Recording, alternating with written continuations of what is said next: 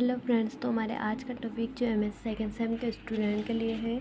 तो हमारे आज का टॉपिक है रेगुलेशन ऑफ रेस्पिरेशन। इसका सिनॉप्सिस है इंट्रोडक्शन रेगुलेशन ऑफ रेस्पिरेशन। ये 2 टाइप से होता है, नर्वस रेगुलेशन और केमिकल रेगुलेशन। कंक्लूजन और रेफरेंस। इसका इंट्रोडक्शन से रेस्पिरेशन शब्द का प्रयोग सेल्स में होने वाली उन सभी क्रियाओं के लिए किया जाता है। जीवन की वह प्रोसेस जिसके अंतर्गत एनिमल वातावरण से ऑक्सीजन प्राप्त करते हैं और उसका यूज़ ऊर्जा उत्पादन में करते हैं। रेस्पिरेशन कहलाती है। इस प्रोसेस को निम्न टाइप से समझ सकते हैं। Regulation of respiration. रेस्पिरेशन का नियंत्रण 2 विधियों द्वारा होता है, नर्वस रेगुलेशन और केमिकल रेगुलेशन।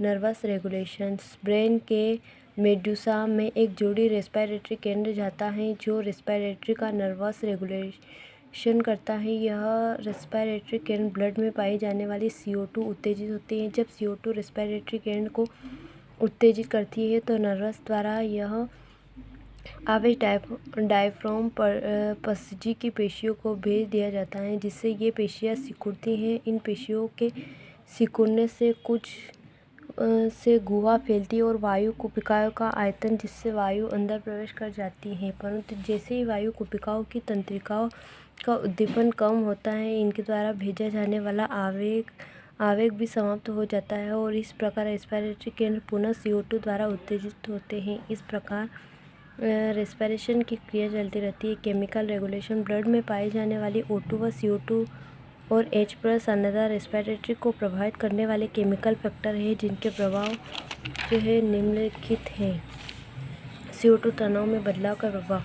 CO2 की अधिकता से श्वसन केंद्र श्वसन पेशियों को उद्दीपित करता है और इन परिस्थितियों में यह सांस लेने की गति में वृद्धि करता है। H+ सांद्रता का प्रभाव। ब्लड में H+ आयन परिवर्तन से ब्लड शुद्धता परिवर्तन होता है।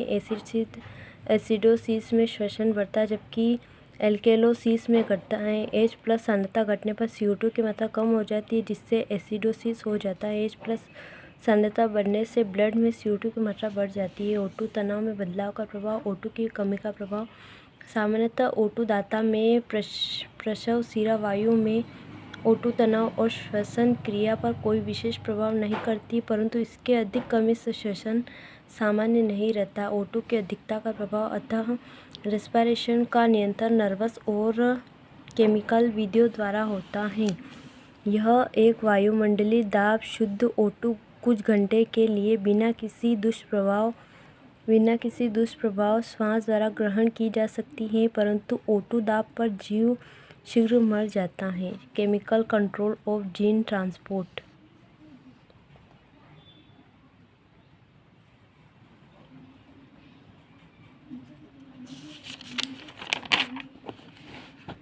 कंक्लूजन। अतः रेस्पिरेशन का नियंत्रण नर्वस और केमिकल विधियों द्वारा होता है। ये दोनों विधियाँ एक दूसरे से घनिष्ठ रूप से संबंधित होती हैं। इसके अतिरिक्त pH, बॉडी टेम्परेचर और रक्तचाप की श्वसन को प्रभावित करते हैं।